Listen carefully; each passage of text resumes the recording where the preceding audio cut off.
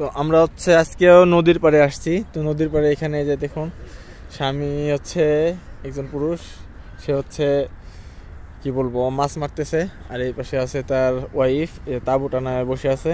সে এখানে বারবিকিউ টারবিকিউ করতেছে। এখানে জাস্ট ওরা ফান করতে আসছে। তো আমরা এখানে চায়নাতে আসলে ওদের লাইফ স্টাইলটা অন্যরকম, ওরা যথেষ্ট মজা করে।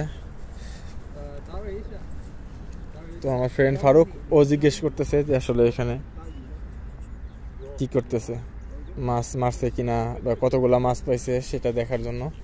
এখানে পুরো বড়শির সেটআপ নিয়ে চলে আসছে, যে দেখুন।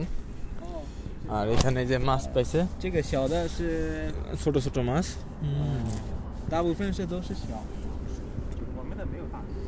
আর এটা হচ্ছে যে